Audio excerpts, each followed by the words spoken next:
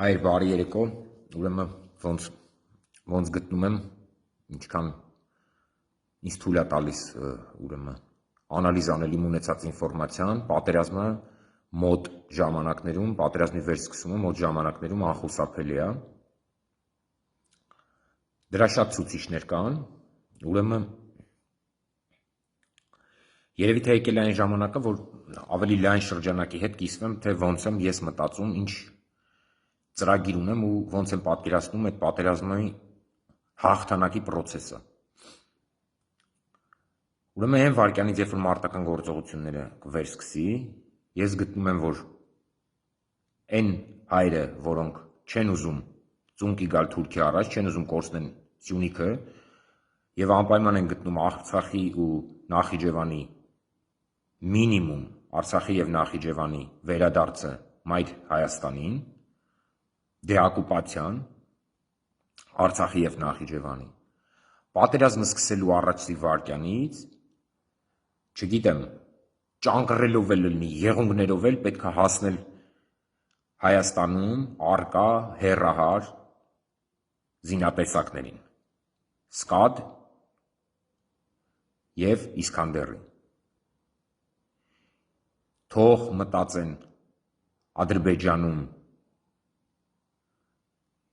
թող մտածի Ադրբեջանի ղեկավարությունը, թող Ալիևը մտածի, թե ինքը ոնց է օրը 50,000 դիակ թաղելու։ Մենք հայրենիքից բացի կորցնելու ոչ մի բան չունենք։ Ու պատերազմի առաջի վարքյանից սկսած, ոնց ոչ թե նենց, որ ծոր ուրեմն եղավ 20 թվականին, որ առաջի վարքյաններից սկսած գառանտիա տվեցին, որ երաշխավորեցին, որ ոչ մի ուրեմն ինֆրաստրուկտուրնի օբյեկտի վրա չեն հարձակում գործելու, հակառակը այն վարքյանից, որ սկսեց, պետք է հանդես գալ, ստեղծվի ինչ որ, չգիտեմ, գեներալների խորհուրդ կամ ինչ որ մի հատ մարմին, որը կարողանա հանդես գալ, իրականացնի ապահովի քաղաքական մասը։ Ռազմական մասը նորից կրկնում եմ, պատերազմի սկսելու առաջի վարքյանից պետք է հասնել, ձգտել ամեն գնով հասնել Հայաստանի հեռահար զենքերին։ Մի մոռացեք, որ այդտեղ ծառայություն են իրականացնում մեր նման ազնիվ հայեր։ Իրանց մի բան է պակասում հրամանը։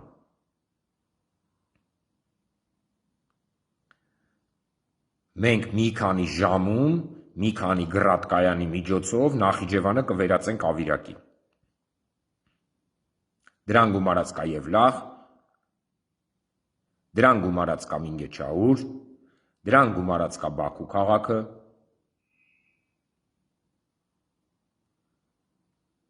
եւ շատ նման բաներ։ Թող իրանք մտածեն։ Մինգեչաուրից Վրաստանի լեռներ 12 կիլոմետր է հեռավորությունը։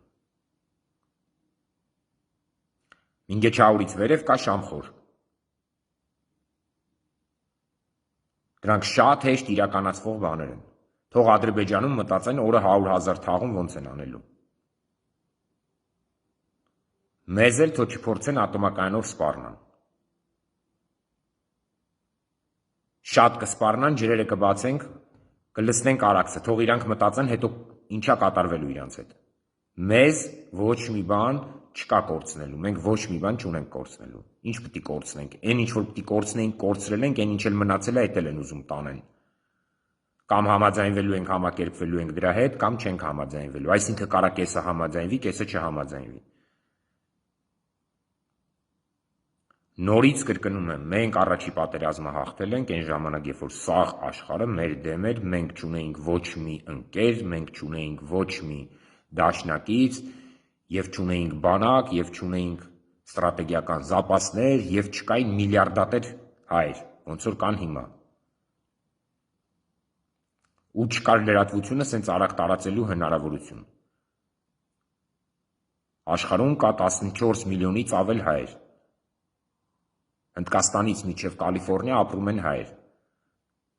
որոնց մեջ ես կասկած չունեմ, որ կգտնվեն մարդիկ, որոնք հայերեն գրել կարդալ չգիտեն, բայց Հայաստանի համար պատրաստ են ամեն ինչի։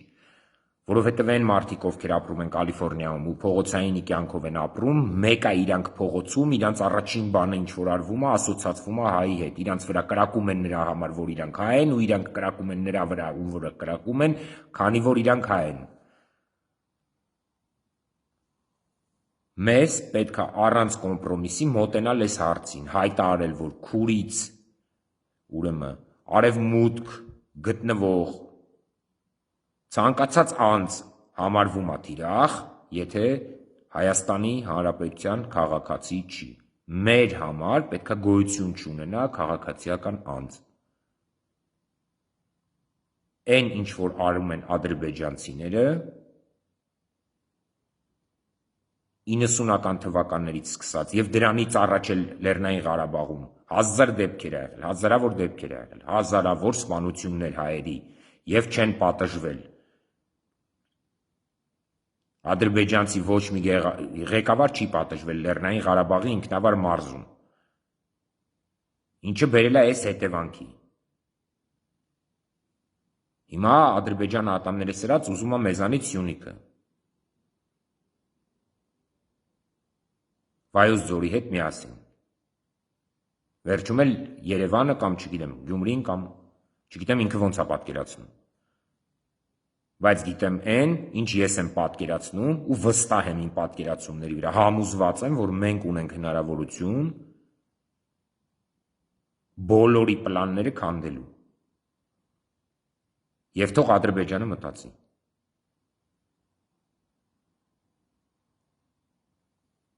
Մենք առաջի վայրկյանից սկսած պետք է ունենանք մի նպատակ, 12 թիրախներ կան Ադրբեջանում, որոնք պետք է ոչնչացվեն առաջի 24 ժամվա ընթացքում, որոնցից մեկը Նախիջևան քաղաքն է։ Ուզում է խաղաղության պայմանագիր կնքեն, ուզում է խաղաղության պայմանագիր չկնքեն, ինչ ուզում է իրանք անեն։ Ուզում է ինքը միակողմ ստորագրի խաղաղության պայմանագիրը,